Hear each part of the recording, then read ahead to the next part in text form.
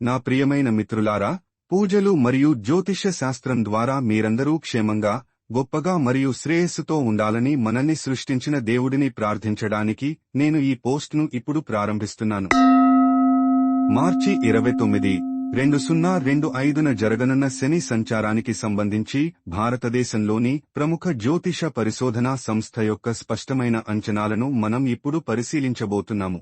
అదనంగా ఈ సంవత్సరం ముఖ్యమైన గ్రహాలైన బృహస్పతి మరియు రాహుకేతువుల సంచారము కూడా జరుగుతుందని భావిస్తున్నారు. మీ పగిలిపోయిన మనస్సు మరియు మీ శక్తి ఇప్పుడు మళ్లీ పైకి లేస్తాయి. అది ఉద్యోగం అయినా, కెరీర్ అయినా లేదా చదువు అయినా మిమ్మల్ని మీరు ముందుకు తీసుకెళ్లండి. పైన పేర్కొన్న వారందరూ ఇనుము, వాహనాలు, ఆహారం, ఔషధం, కమిషన్, డబ్బు, భూమి, కళ మరియు మాట్లాడటం ద్వారా డబ్బు సంపాదించే వ్యాపారాలలో పాల్గొన్నవారు సింహాల వలె గర్జించాల్సిన సమయం ఇది.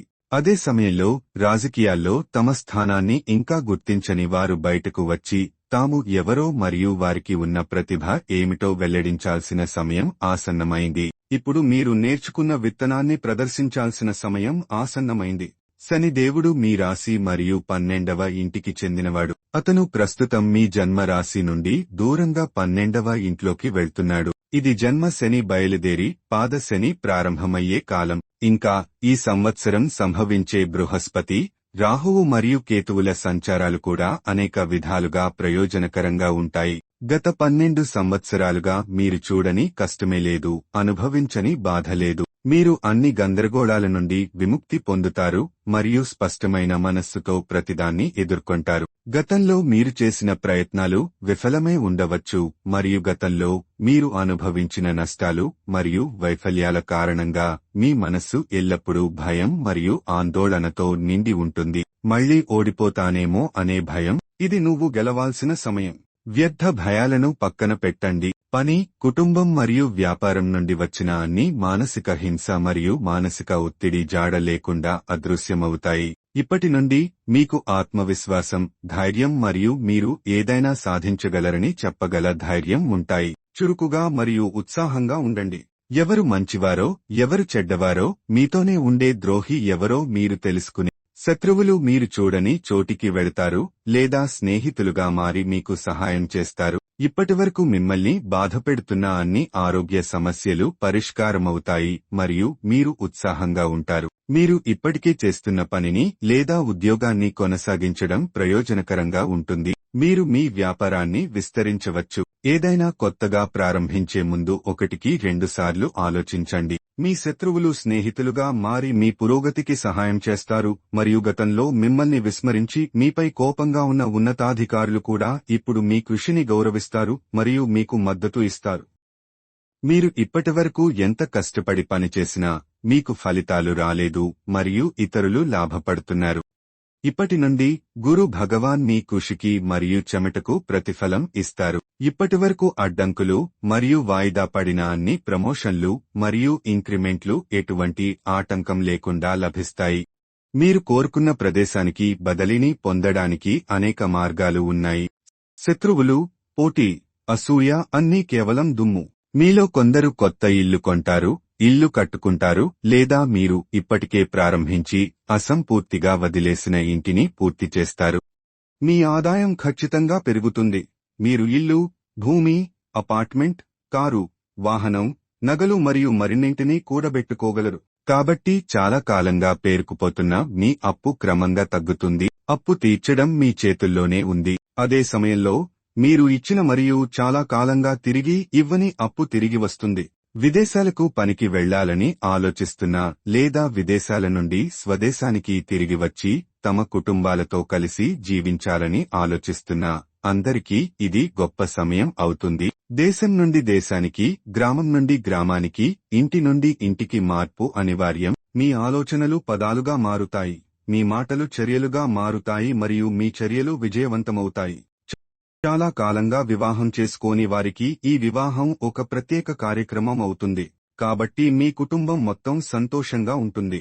కొంతమందికి అది ప్రేమ వివాహం కూడా కావచ్చు. చర్చలు ప్రారంభించడానికి ఇది సరైన సమయం. చాలా కాలంగా వివాహం చేసుకుని పిల్లలు కలగని వారికి చాలా రోజులుగా చికిత్స పొందుతున్నప్పటికీ ఎటువంటి ఫలితాలు రానివారికి మీ పితృదేవతల దయ మరియు మీ పూర్వీకుల ఆశీర్వాదం వల్ల ఇప్పుడు జ్ఞానంలో ఉత్తమ పిల్లలు కలుగుతారు. మీ రేషన్ కార్డులో ఏదో ఒక విధంగా కొత్త వ్యక్తి చేరే అవకాశం. ఎలాంటి సమస్య వచ్చినా, ఎంత పెద్ద కష్టం వచ్చినా మీరు ఎల్లప్పుడూ సహాయ హస్తం అందించే అత్యంత ధైర్యవంతుడు. అది పురుషుడైనా లేదా స్త్రీ అయినా మీరు సూటిగా మాట్లాడతారు మరియు ప్రవర్తిస్తారు. మీరు ఎల్లప్పుడూ కష్టపడి పనిచేయడానికి సిద్ధంగా ఉంటారు. అందరికీ అందుబాటులో ఉన్న వస్తువులు కూడా మీరు కష్టపడాల్సి ఉంటుంది. ఆటుపోట్లకు వ్యతిరేకంగా ఈత కొట్టడం ద్వారానే మీరు ఏదైనా సాధించగలరు.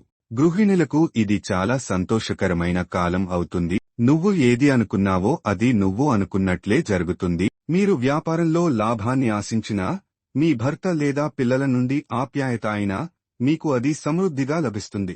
కుటుంబ సంబంధాల నుండి తలెత్తే సమస్యలు పరిష్కరించబడి సంబంధాలు పునరుద్ధరించబడే సమయం ఇది. శత్రుత్వాన్ని వదిలేయండి, అపరాధభావాన్ని వదిలేయండి, ఎందుకంటే దాని నుండి తప్పించుకునే మార్గం లేదు. మీ మనస్సు మరియు జీవితం చాలా సంతోషంగా ఉంటాయి.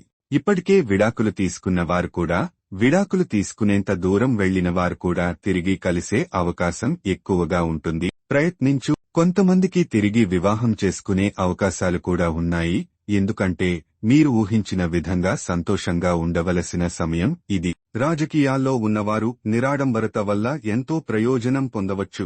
ఇతరులకు సమాధానం ఇవ్వడం మరియు వారిని బెయిల్ ఇవ్వడం మానుకోండి. ప్రభుత్వ విభాగాల్లో గుప్త శత్రువుల పట్ల జాగ్రత్తగా ఉండండి. కబుర్లు చెప్పేవారిని పట్టించుకోకండి. మతిమరుపును నివారించడానికి విద్యార్థులు ప్రతిరోజూ చదవాలి. సృజనాత్మక వ్యక్తులు ప్రతిభతో ప్రకాశిస్తారు. మీరు ఎక్కడికి వెళ్లినా వ్యతిరేక లింగానికి చెందిన వారి పట్ల జాగ్రత్తగా ఉండండి. ప్రయాణాలలో తొందరపాటు ఉండకూడదు. కడుపు, ఎముక, కీళ్లు మరియు రక్తనాళాల సమస్యలు సంభవించవచ్చు.